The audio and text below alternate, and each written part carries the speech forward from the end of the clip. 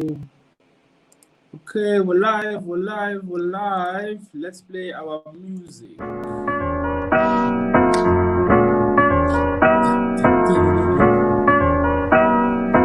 don't know why you're running away.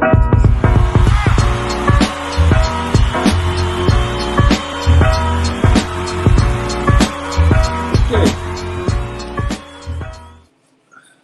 Welcome to the Late Night Show, Machiza.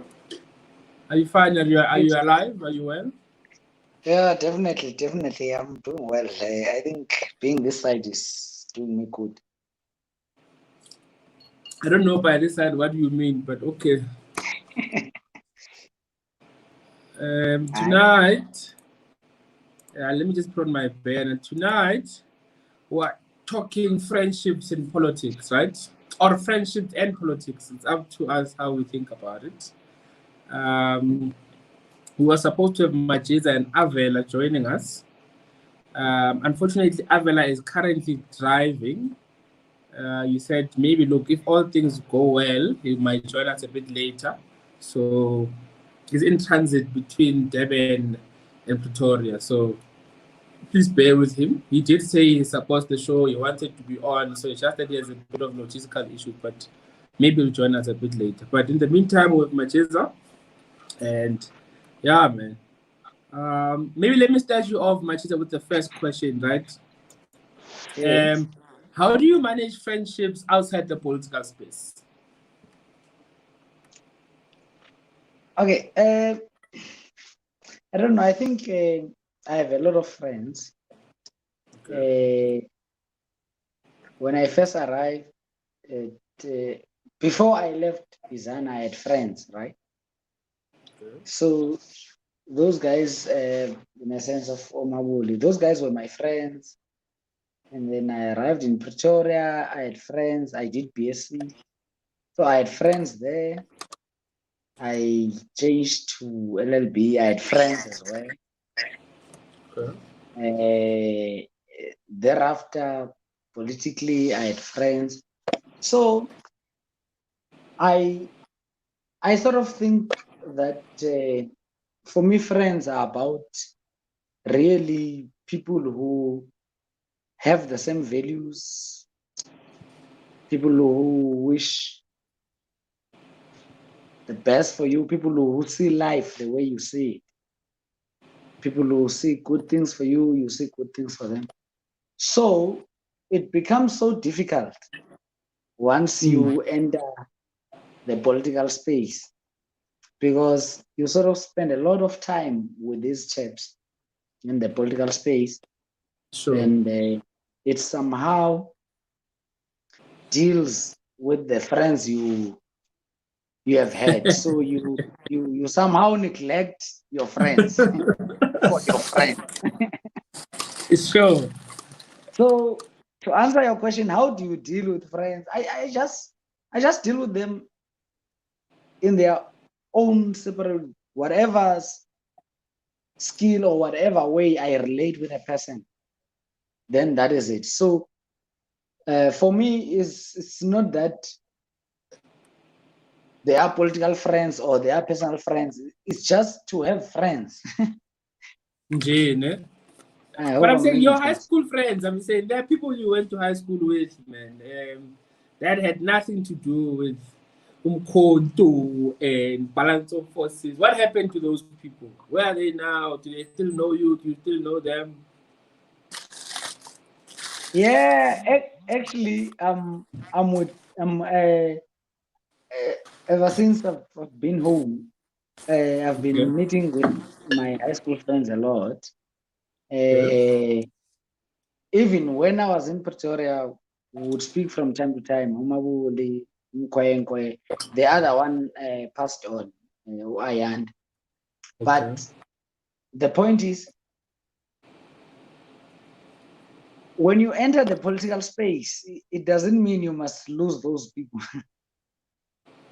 So you relate with them at that particular space. If they're not comfortable with politics, for example, one of them actually ended up even being a bit boy. He's a branch secretary of the youth league in my ward here in Bizana. one of them. So he ended up joining politics and stuff like that. So you sort of have a way of relating with each and every friend of yours in a different way. The guys that I did BSc with, Abo Onke, Abo Meva, those are the guys in King Williamstown. They left Pretoria long ago, but they are still my friends, you know. So my problem is that I don't know. Maybe we should have started with a definition of a friend. Look, it's up to you how you define your friends, man. They are your friends at the end of the day. Hey. You gave us some definition about shared values and things like that. So I take it as a definition. Yes, definitely. Okay. So usually we have like the awkward question just to make people at ease. But this time around, we'll start the other way around. So we'll have the awkward question a bit later, right? Okay. And maybe let me ask you this question, right? How do you manage friends within the political space? Hey, I've had difficulties with that. Okay. In actual fact, my friends would be very, very worried about the friends I choose, because the general assumption would be that your friends would be the people that you agree with fictionally, or let me not say fictionally, but people whom on leadership preferences you agree with. But I'm one person who has always been a person who is friends with people that are not liked by my friends. So you have a situation wherein you have friends that your friends do not like, right? Okay. And how I've managed that is to really tell my friends that, guys, look, man, I think this guy is cool. Like, I like this guy. I'll make an example with the mafia of Wales, right? Sure. The mafia always associated with the tendency. I'm from the Bolsheviks of Turks.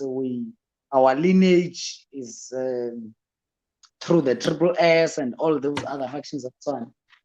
So it has always been an issue to say, guy, what is the issue? And we sort of said, look, guys, in this faction, every faction, there are people that are good guys, or there are people that we all appreciate. And I would say, no, I appreciate this guy, and junior team, whoever would say, I appreciate this one, I appreciate this one. So how we manage it is that your friends should know that my friends sort of also have people that they appreciate. Those people that they appreciate, give them that space, give them that time. And if that's the case, you will always do well, so long as you have that respect amongst yourselves within the friendship that, guys, look, we're all different people. We're in this together. This is the shared vision. This is the shared perspective of what we want to see, leadership-wise, policy-wise, and others. What if your friends say you are betraying them, right? Let me give you an example. We are making an example about Bolsheviks, mafia, and things like that, right?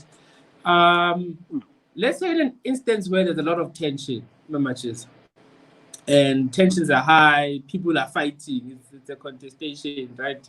Don't you think like you raise alarms of trust around your friends if you chill with people who are opposing your friends politically?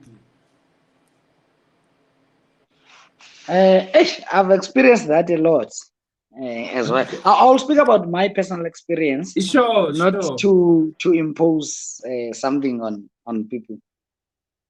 But it has happened a lot. You would have a friend called X for this purpose, né? So, and you have a friend called Y, and you have a friend called Z. Comrade X doesn't like a person who goes out there, who goes to Soshanguve, socializes with comrades and say yes, friends. He doesn't like a person who would go to Tembisa, would go to Val, right? And then Comrade Y sort of likes these things, he would go with you everywhere. And Comrade Z prefers to say that, look, let's just keep the space intimate. Let's keep the space outside of all of this. Okay. Now you've got to manage all of that, especially with the question of leadership added to it. Now Sure. you've got to manage all of that and check, how do you balance the friendship, the comradeship, the factionalism, and whatever the case may be. So for me, how I've always managed is that I think I'm sort of many people would have a different view, but I'm sort of a very kind person who appreciates different personalities.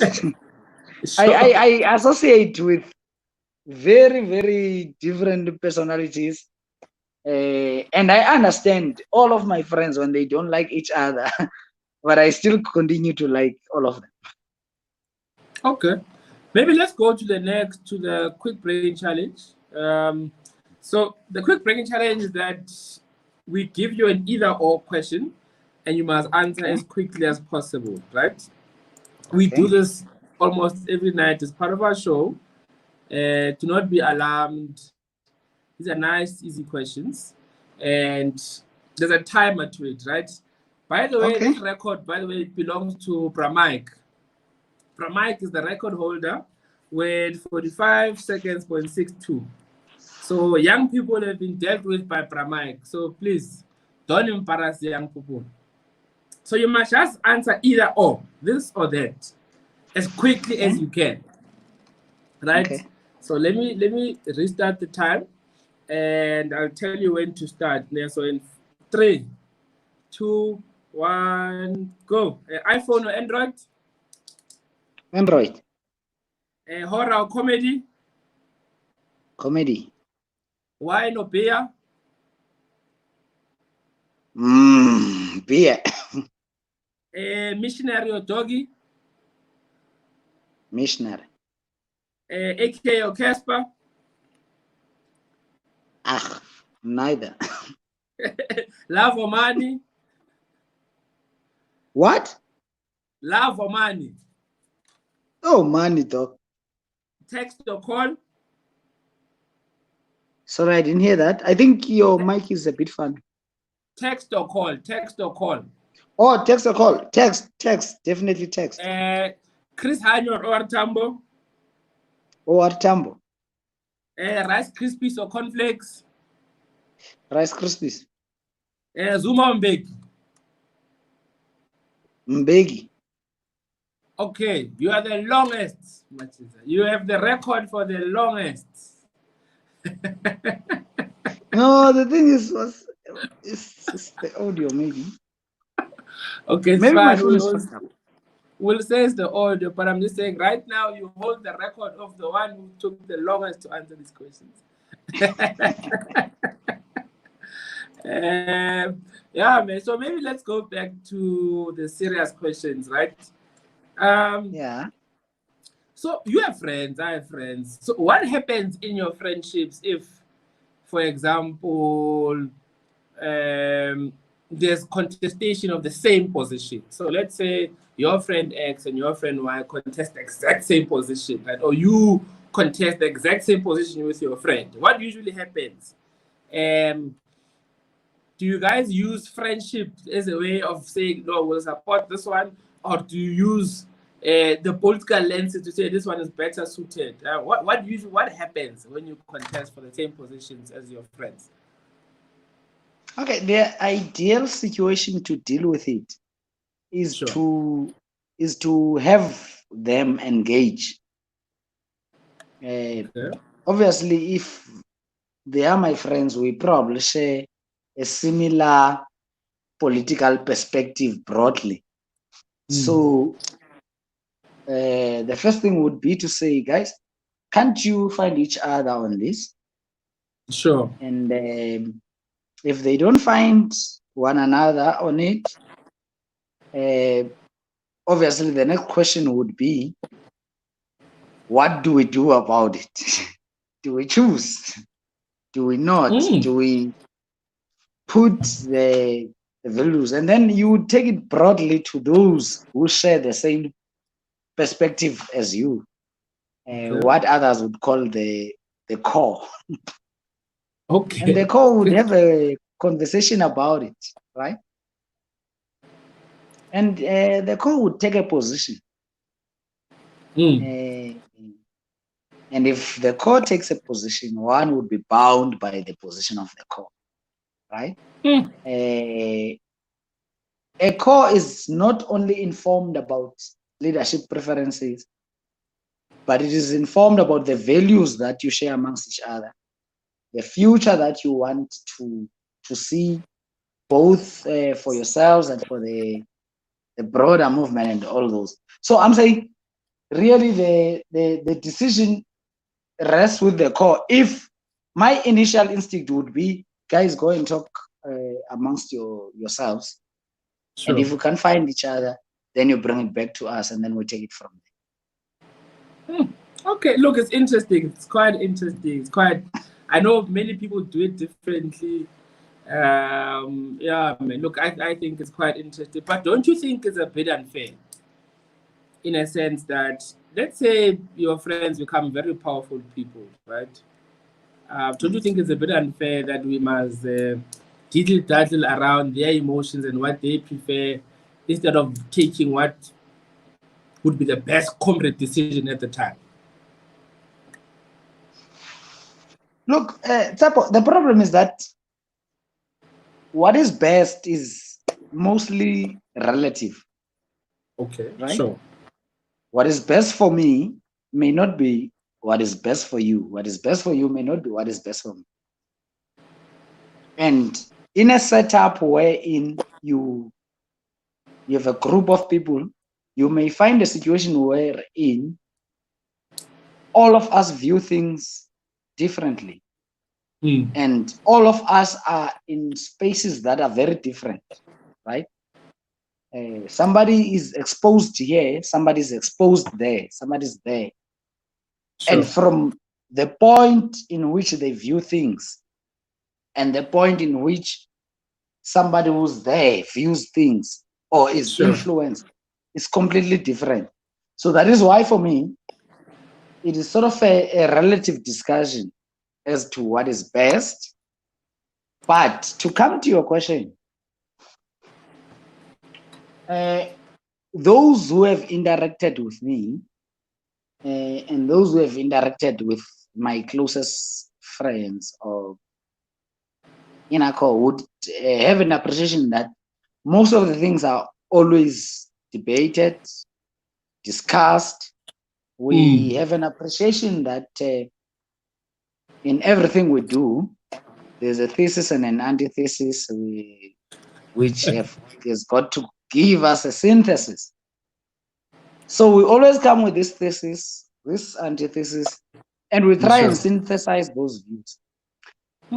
So when we have two friends contesting one position, we sort of work it that way. What are the traits of this guy? What are the traits of this lady? What can we take? What can we extract, which is best from this one? What can we extract from this one? And how can we put these skills in one way? And we usually succeed. And then, in those sorts of discussions, there are people who always feel uncomfortable and they would do their own things their own way.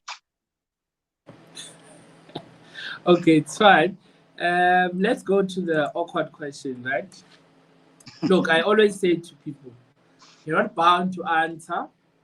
And obviously, we'll judge you if you don't answer. We'll remember that you chickened away, but you're not bound to answer. It's a relaxed thing. It's an easy thing. And yeah, man. And our awkward question for today. I'm drinking umhlonyane here. You see umhlonyane? Sure. Explain, my leader. Maybe it's something else. It's okay. No, it's actually umhlonyane. I'm enjoying it. That's why I wanted to show it to your show. I'm enjoying it. Okay, so the awkward question for tonight. awkward question. I hope, can you hear me? Yeah, I think I can hear you. Okay. On a scale of 1 to 10, 1 means not so confident, 10 means very confident. Ne? Okay. On a scale of 1 to 10, how confident are you in your ability to locate the clitoris? The clitoris, 9.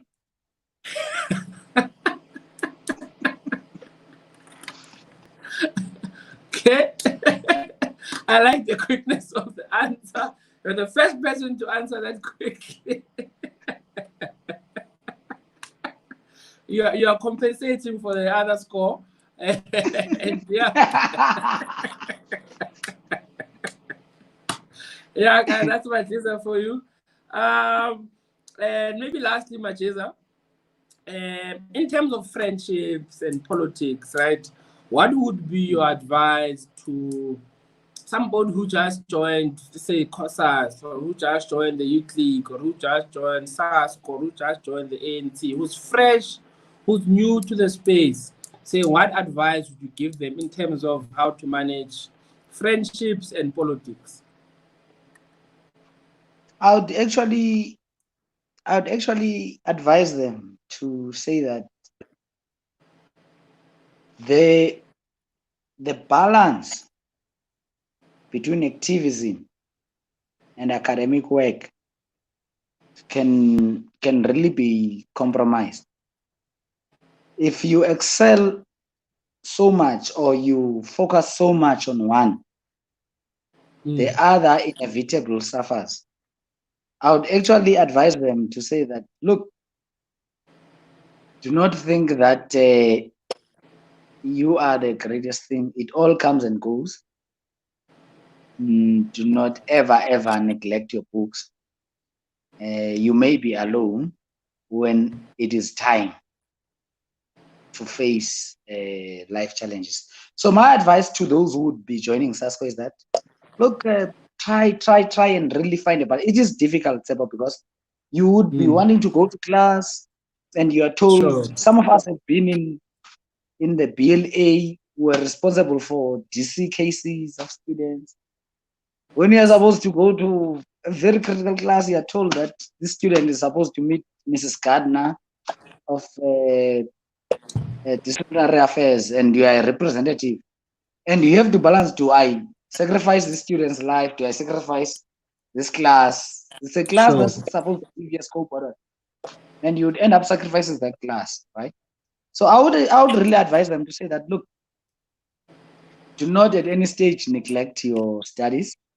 That's one, because that's what you will be judged upon at the end of the day.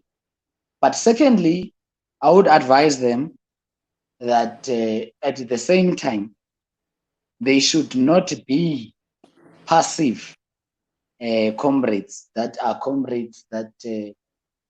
look, by virtue of studying political science, therefore I am a comrade. No. They should invest in the shared responsibility of political education, political consciousness, and activism. And thus, it means that the time that they must use, because most of the time, comrades do not necessarily waste their time doing miscellaneous things. Sure. They actually waste their time socializing. Or with their corporate friends. Yes. It's not necessarily that it is much of PGMs and AGMs, but it is those political discussions that take place at the Matrix, sure, at the Student Center, at UP, at Building 31, at TUT, at that place at UKZN. So it is those discussions that are really derailing. So and it is those discussions that also build you. So I would advise newcomers to avoid that type of a setup, spending so many hours in that type of a setup. Okay. People of COSAS, unfortunately, I would not have an advice for them because in Bizana, where I am, there was not much of COSAS at the time. But those who are in the Youth League and in institutions of higher learning, I'd advise them to try and blend university activism with community activism. Okay, sounds like a whole lot of stuff, a whole lot of advice. And yeah, man, Macheza, thank you for joining us. It was quite a pleasure. Unfortunately, No, thank you for having us. I wanted Majajubana to be here. I wanted to ask him something. Look, I know he did. By the way, he did WhatsApp me saying, "I know, sorry, man, I can't make it." But surely, maybe next time, he'll be here. Look, he's such a fun guy. You're such a fun guy, and yeah, man. Thank you, guys. I know he is. Thank you, Macheza, and yeah, man. Good night. Goodbye. Itara.